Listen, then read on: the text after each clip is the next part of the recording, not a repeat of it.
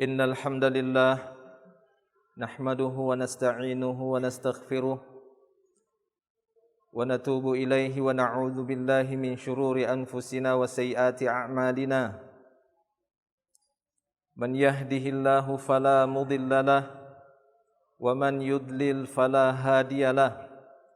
Ashhadu an la ilaha illallah wahdahu la syarikalah wa ashhadu anna Muhammadan abduhu wa rasuluh. Salawatullahi wa salamuhu ala Rasulillah nabiyina Muhammadin sallallahu alaihi wasallam wa ala alihi wa ashabihi wa man tabi'ahum bi ihsanin ila yaumiddin. Wa qala Allah ta'ala: Ya ayyuhalladzina amanu taqullaha haqqa tuqatih wa la tamutunna illa wa antum muslimun, amma ba'du. Fa ya ibadallah, ma'asyiral muslimin rahimani wa rahimakumullah, usi nafsi wa iyyakum bittaqwallah. Fattaqullaha mastata'tum, fattaqullaha haitsuma kuntum la'allakum tuflihun. Para jamaah kaum muslimin yang dimuliakan oleh Allah Subhanahu wa taala, alhamdulillah, segala puji hanya milik Allah Subhanahu wa taala, Rabbul alamin. Kita memuji Allah, bersyukur kepadanya atas segala nikmatnya. Salawat dan salam senantiasa kita ucapkan dan kita tujukan untuk Nabi kita, Nabi Muhammad sallallahu alaihi wasallam. Saudara-saudaraku kaum muslimin yang dimuliakan Allah Subhanahu wa taala, saya memberikan wasiat untuk diri saya pribadi dan kepada para jamaah untuk senantiasa menjaga nilai-nilai ketakwaan kita dimanapun kita berada. Sungguh orang-orang yang bertakwa adalah orang-orang yang beruntung di dunia dan di akhirat. Kaum muslimin yang dimuliakan oleh Allah Subhanahu wa taala, di antara ciri khusus orang-orang Islam yang diperintahkan di dalam Islam adalah memiliki kejujuran dan jauh dari kebohongan, penipuan serta bentuk-bentuk kecurangan. Di dalam hadis Nabi sallallahu alaihi wasallam melarang kita semua kaum muslimin untuk berbuat al-ghish, melakukan penipuan, kecurangan, menipu, merugikan orang lain, mengambil hak orang lain, menggugurkan kewajibannya dengan menipu, mengambil hak orang lain dengan menipu, mengambil harta orang lain dengan ghish. Nabi sallallahu alaihi wasallam bersabda dalam riwayat Imam Muslim, "Man hamala alaina silah falaysa minna, wa man ghasyana falaysa minna." Kata beliau sallallahu alaihi wasallam, siapa yang mengangkat senjata kepada kami bukan golongan kami, dan siapa yang menipu kami bukan golongan kami. Maka perbuatan al-ghish adalah perbuatan haram di dalam Islam. Berbagai bentuk penipuan yang dilakukan oleh seorang muslim hukumnya haram. Pada setiap aspek kehidupan seorang muslim wajib membebaskan dirinya dari berbagai macam bentuk penipuan, kecurangan. Dan kita akan sebutkan beberapa bentuk contoh-contohnya. Yang paling terlihat jelas dan disebutkan dalam sebuah hadis dan pernah ditegur oleh Nabi sallallahu alaihi wasallam, perbuatan seorang pedagang yang melakukan ghish, melakukan penipuan di dalam barang dagangannya, seperti yang disebutkan oleh Abu Hurairah radhiyallahu anhu.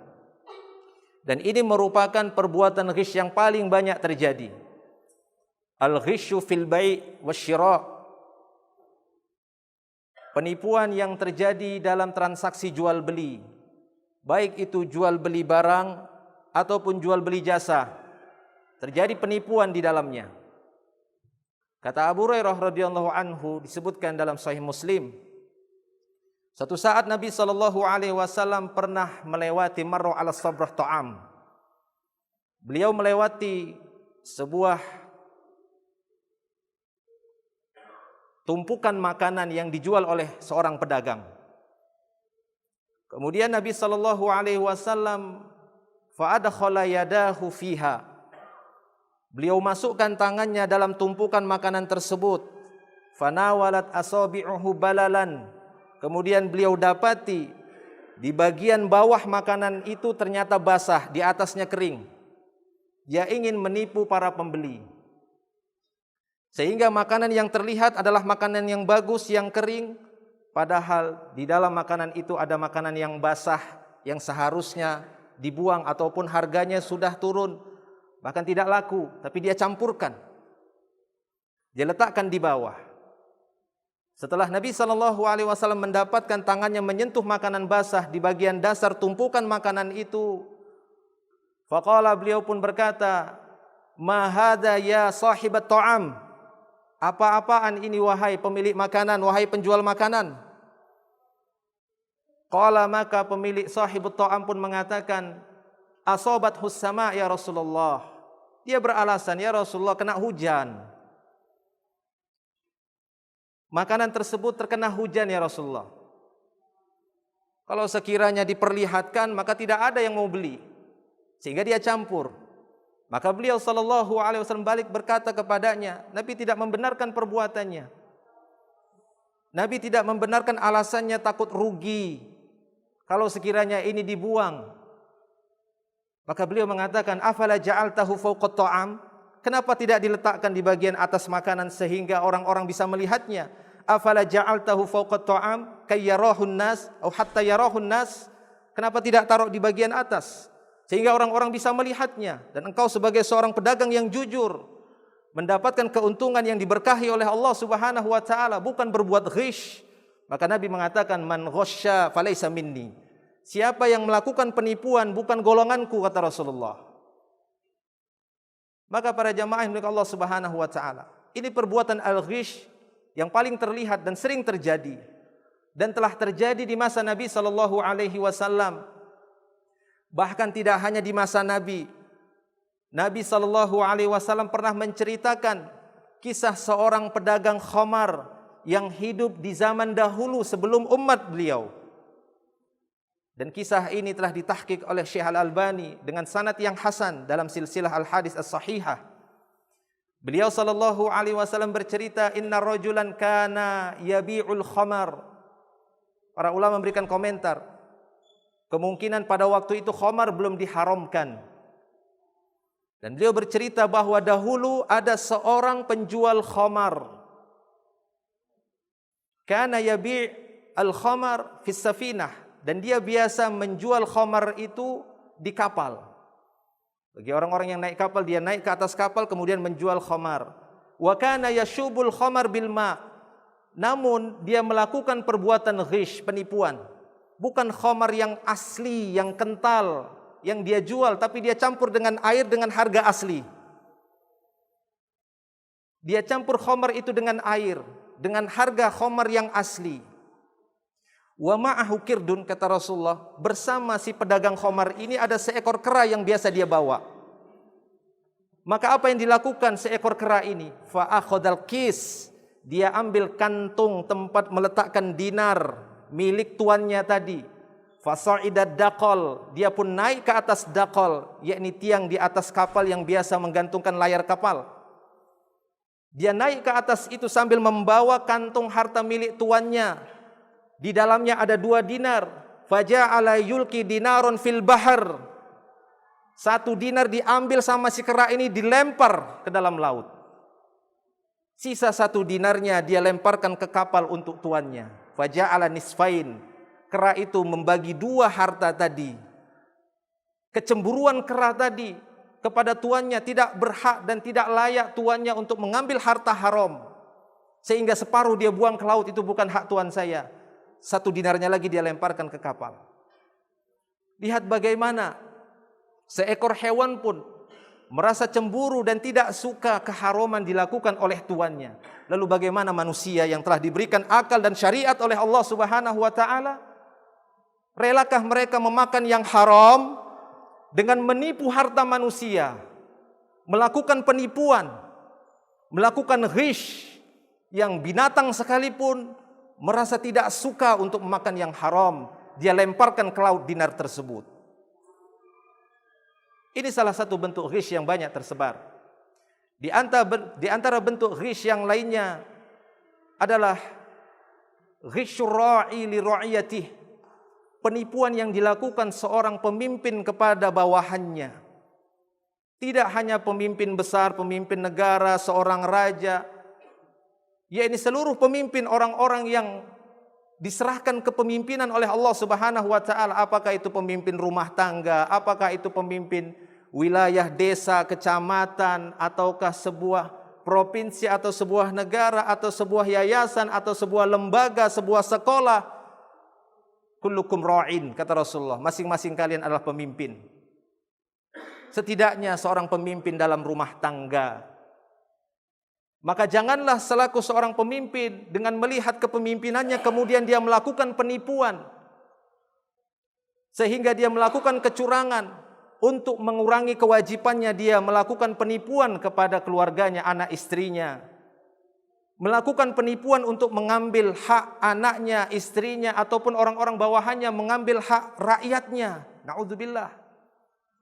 Nabi SAW dalam hadisnya beliau bersabda, "Ma min 'abdin yastar'ihi Allahu ra'iyatan yamutu yawma yamut wa huwa ghashun li ra'iyatihi illa haramallahu 'alaihi al-jannah."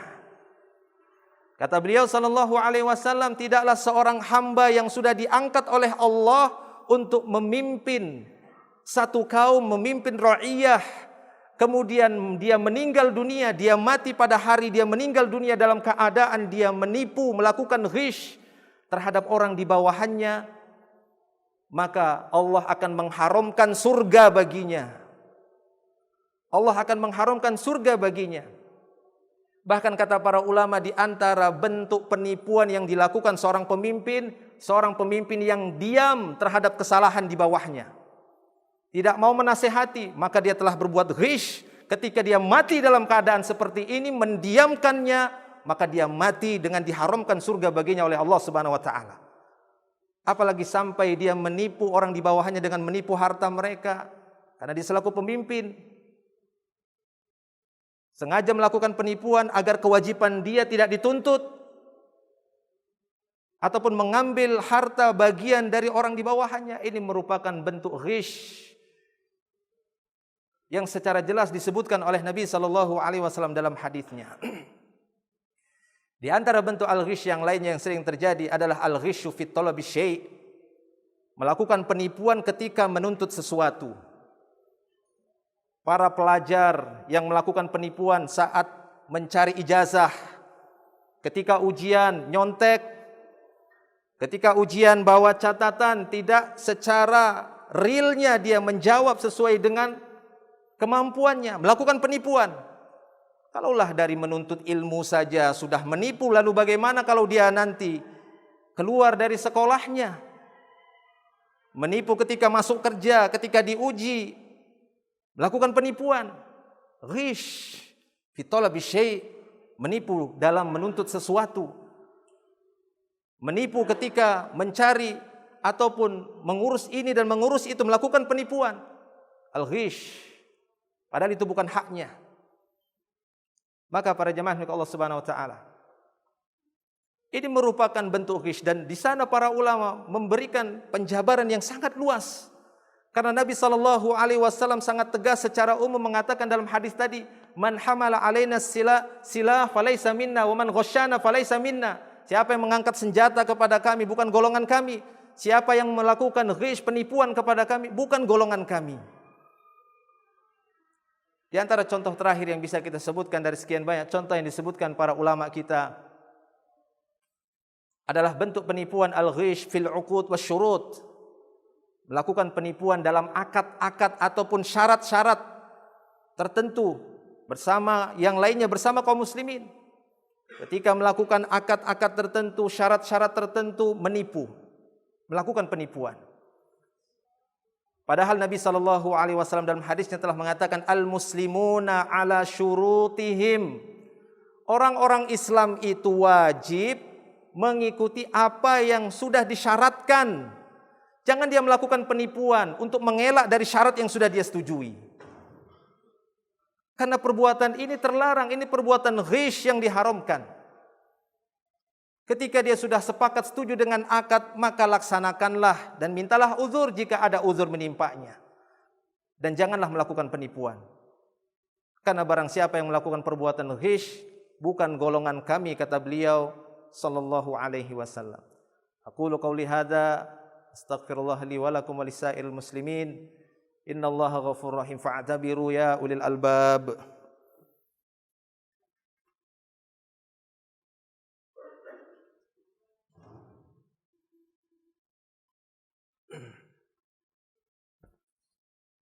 Alhamdulillahi rabbil alamin, wassalatu wassalamu ala asyrafil anbiya'i wal mursalin, nabiyina Muhammadin sallallahu alaihi wasallam wa ala alihi wa ashabihi wa man tabi'ahum bi ihsanin ila yaumiddin, amma ba'du.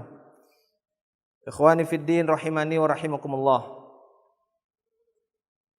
Setidaknya kata para ulama ada dua sisi bahaya dari sekian banyak bahaya dari perbuatan ghish. Yang pertama kata mereka, inilah di antara sebab terjadinya al-udwanu bainal muslimin. Permusuhan yang terjadi di antara kaum muslimin, sebab yang paling banyak menyebabkan permusuhan di antara kaum muslimin adalah perbuatan ghish di antara mereka. Satu dan yang lainnya saling menipu, sehingga terjadi udwan, terjadi permusuhan, pertengkaran, bahkan sampai kepada peperangan. Satu dan yang lainnya saling menipu, sehingga mengakibatkan sebagian orang merasa haknya telah dirampas, hartanya telah dirampas, telah ditipu, sehingga menimbulkan kebencian, akhirnya permusuhan, pertengkaran, bahkan bisa pertumpahan darah. Ini satu hal yang sangat berbahaya. Sementara Islam dan Nabi SAW memerintahkan kita untuk menjaga hubungan, saling berkasih sayang, saling bertolong-tolongan dalam kebaikan, bukan dalam kemaksiatan dan permusuhan. Ini termasuk ta'awun anil itsmi wal udwan. Ini termasuk tolong-menolong dalam perbuatan dosa dan permusuhan. Dan sisi bahaya yang lainnya dari perbuatan ghish, orang tersebut akan terlepas dari jaminan Rasulullah sallallahu alaihi wasallam. Yanalu baro'ah Nabi sallallahu alaihi wasallam. Dia akan memperoleh baro'ahnya Nabi.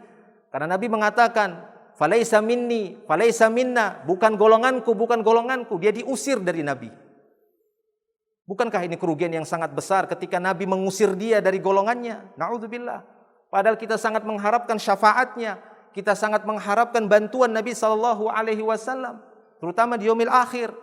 Tidakkah kita khawatir dihalau dan diusir dari telaganya Nabi sallallahu alaihi wasallam, dari perkumpulannya Nabi sallallahu alaihi wasallam di yaumil akhir? Maka bersikap jujurlah.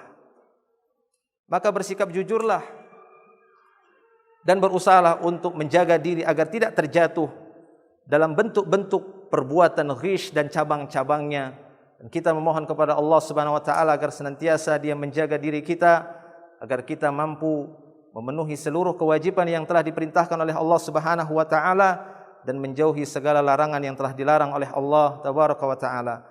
Allahumma salli ala Muhammad wa ala ali Muhammad kama sallaita ala Ibrahim wa ala ali Ibrahim innaka Hamidum Majid. Allahumma barik ala Muhammad wa ala ali Muhammad kama barakta ala Ibrahim wa ala ali Ibrahim innaka Hamidun Majid.